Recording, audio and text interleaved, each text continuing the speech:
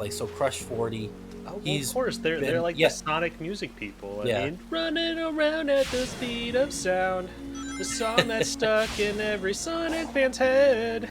Any of the story of Sonic Frontiers we encounter prompts Steven to be like, oh, this is kind of like that one story where Sonic turns into a real hedgehog and becomes totally useless for a couple chapters or something like. I'm guessing. Does that happen? Well, there is something kind of interesting like that. What? Hello, welcome to Hansi and Friends. I'm the Hansi, and I've got a new buddy with me today to play a brand new game. Yeah, you're seeing those letters. It's Sonic. We're playing Sonic Frontiers, and I happen to get a Sonic lore expert with me. He's one of my buddies that writes for ScreenRant.com, and yeah, Steven, I'll go and let you introduce yourself a bit more, man.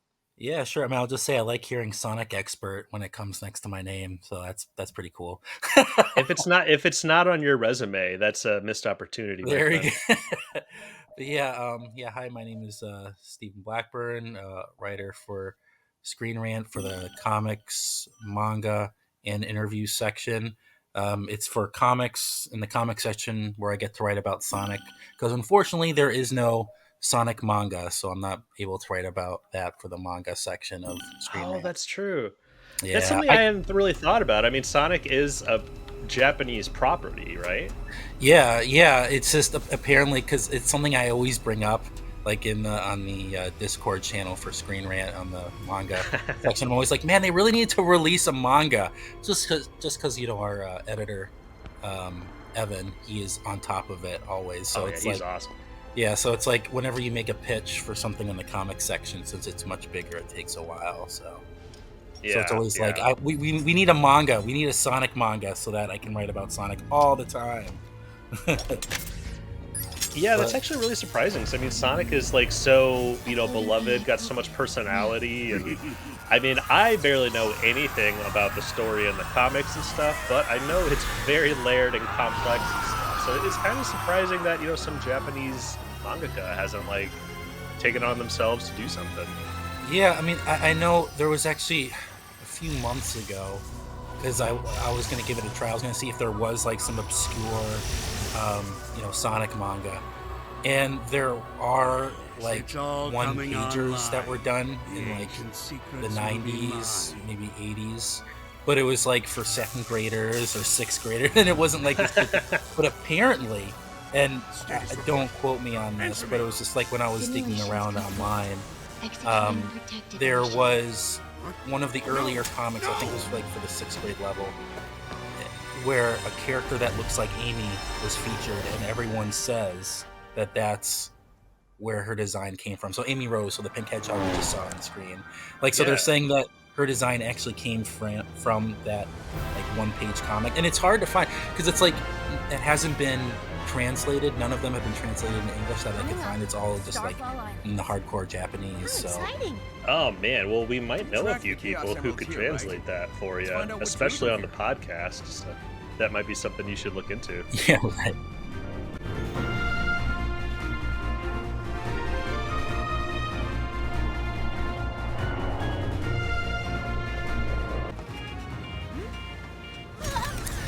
Yeah, definitely. But yeah, there's no manga like Yeah, I think Todd, guy we do. But yeah, we do a podcast called Mega Manga Mondays, and one of our guys on there that talks Boruto with us, Todd, happens to, I think, be quite well versed in Japanese. So, oh my God, they fell into a portal! It's an isekai story line already. bringing isekai to Sonic Realm. Oh All boy. right, this is we got zapped into a portal, and we're already instantly into it. I have played Sonic Frontiers already. I reviewed it for Screen Rant. Check out my review. But the music is probably one of my favorite parts of this. Yeah, I don't. I've just watched the cinema scenes because there was a comic. So for IDW, so there's have been two like main publishers for Sonic. The first one was Archie Comics, and now the current one is IDW. And they actually the big lead writer who's been writing about Sonic for decades now. It's He all his created fault. yeah, he wrote a prequel comic to this game. Um, so, because I wanted to write about it, so I had to figure out what this game was actually about. So I watched all the cinematic footage so I could write that article. But yes, Well, so yeah, man, I'd love to hear like, so what originally got you into Sonic? Because I have personally, I of course loved the Sega games growing up, but then like Sonic Adventure on the Dreamcast was like one of my mm, favorites, and then Sonic right. Adventure 2, obviously. Um, but I always loved like going to a comic book shop or something, and they just had the most like epic looking covers, and it was one of those things where I'd convinced my mom to like buy me one or two every once in a while, and then you open Oh, up really? Oh, I didn't know that. That's awesome. well, yeah, because the cover was like so epic, and then you like get into it, and like nothing related to the cover happened in that entire issue or something, and I don't Yeah, some of remember those which covers were kind of stories or what annoying. it was, but what was that? Uh, no, no, I was just saying, yeah, those covers in the Archie universe, they were very. They are known for many instances having nothing to do what actually happens in the story.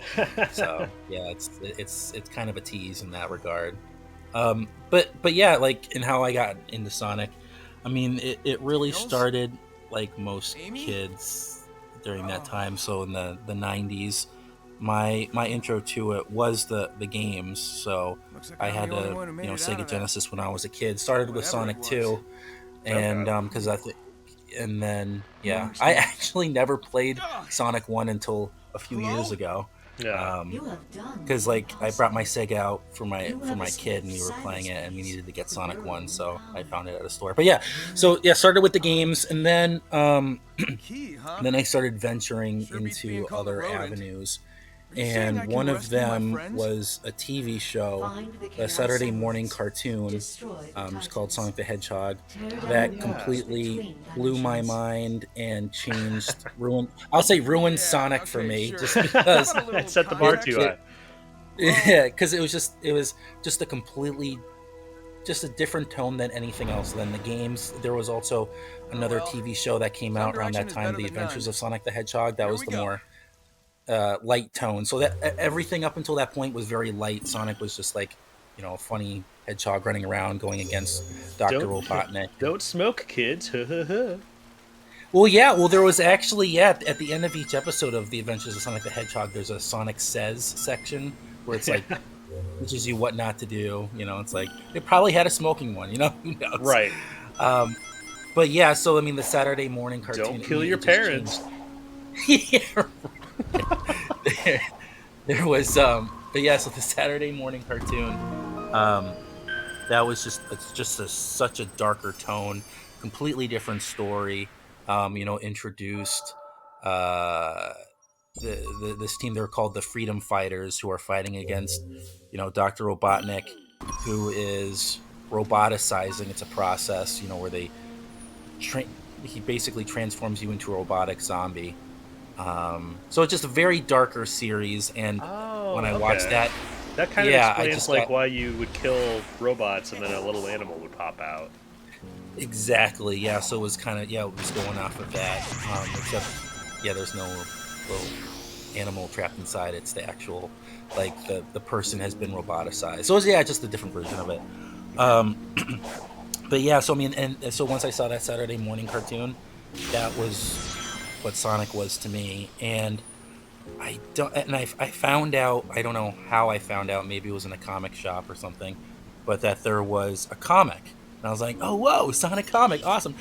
And I remember actually thinking it, because I don't remember where it happened, but I remember thinking when I first saw the comic, I hope this is like the Saturday morning cartoon. Hmm. And it is. Like, that's what Oh man, that's what it was based it's off of. rare. A lot of people online, yeah, a lot of people online are saying that the Saturday morning cartoon came from the comics. That is not the case. The comic, because I've been able to speak with Ken Penders, who Oh is my god, that's like, kind of yeah, a so big he's deal. like the legend. Yeah. Yeah, he's the like, I mean, he didn't start at Archie Comics. Like, he came in a little after it had been running for a while, But he's basically, yeah, he's known for all of the craziness that's happened in that series. So like basically the mastermind behind it, and he stayed there for a long time. I forgot when he actually joined and became editor. I apologize, but I know his last issue was 159. So I mean, he was there for a long time and really shaped the overall tone of the story. But yeah, that's what it is. It was basically based off of the Saturday morning cartoon, and then it just went in a completely other direction. I mean, yeah, because the Saturday morning cartoon, it only lasted for 2 seasons. Oh, And really? there's actually, Is that yeah, the? yeah. Because I know, is that the thing? Like, I heard a bunch of fans are like coming together to make a new season of. Is that the Yes, thing they're yes, working I am on? so glad you mentioned them because they are the greatest people. So yeah, so season three team. It's basically just a bunch of fans who are making season three. I'm so glad you mentioned them. Yeah, so they're basically just a bunch of fans that are, putting it together, but they're going off of the original like story of what was being planned. Like they've actually spoken Oh, to they got in contact with the guy who was writing it. They got all of his notes, and they're basically going off of that. So it's like a legit operation they've got wow! going I on. had no idea it was And to that level. That's so cool. yeah, yeah, and it's like they actually have got the. Don't quote me again, but I think it's the same It's voice okay. We're not actors. recording. Like you're right. Yeah. But No it shit. happened. Wait, we are.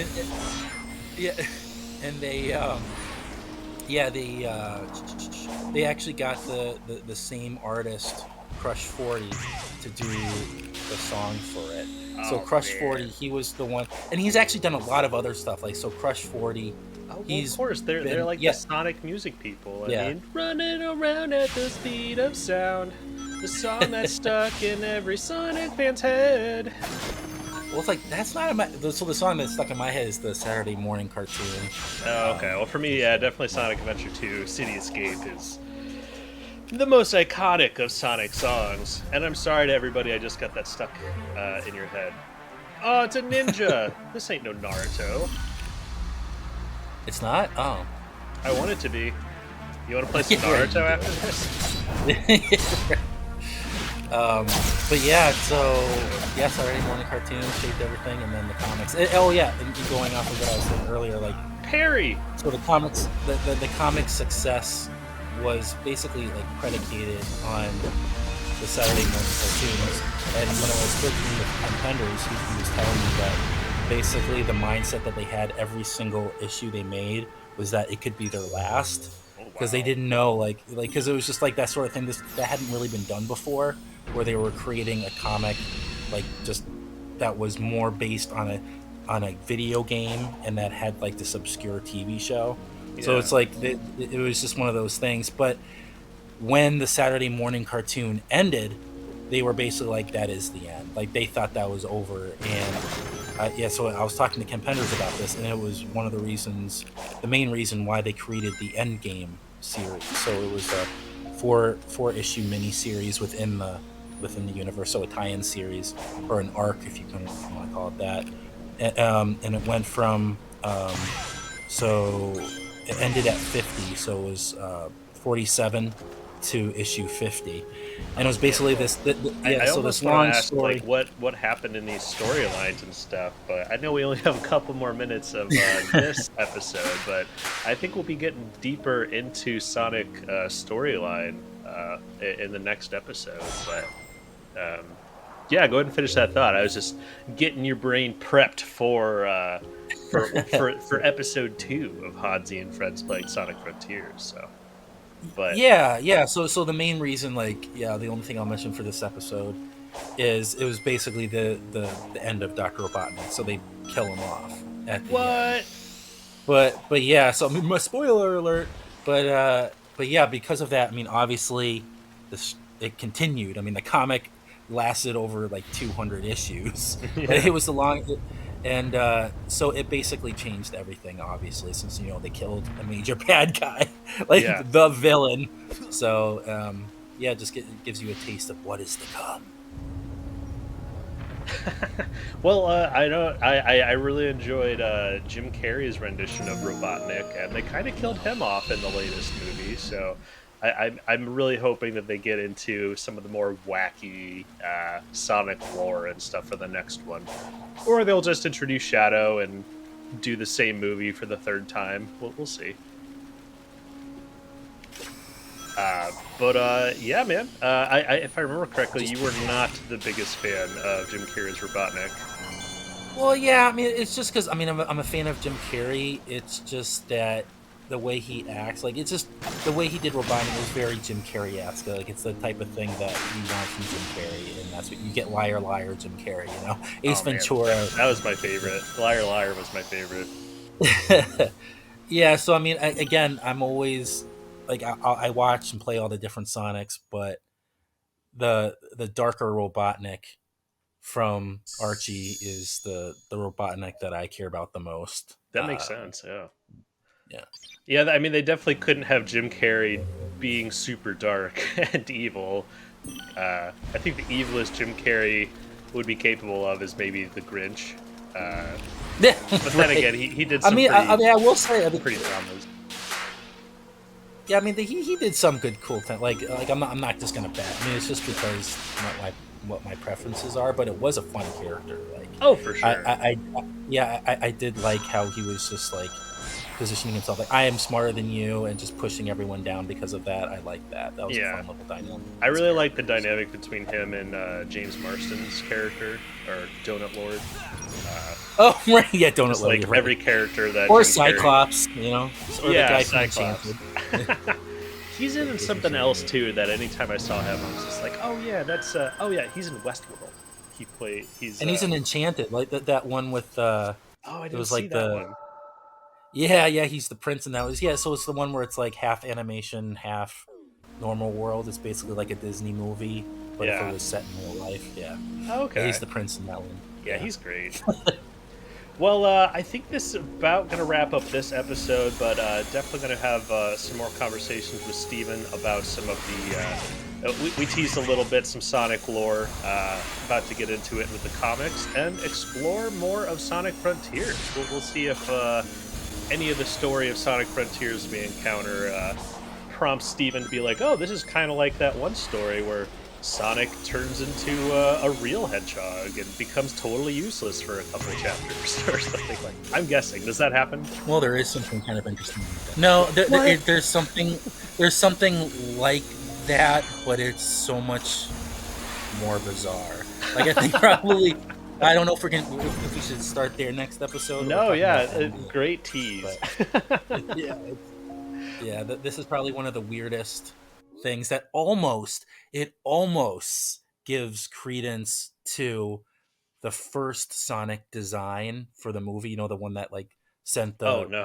the internet uproar. It's like it's almost attached to that. Like it's that absurd of a story, but I love it. So, All right, yeah. well, tune in next episode of Hansi and Friends, and please subscribe and comment your favorite Sonic game. Would love to hear from you. So, but next time on Hansi and Friends.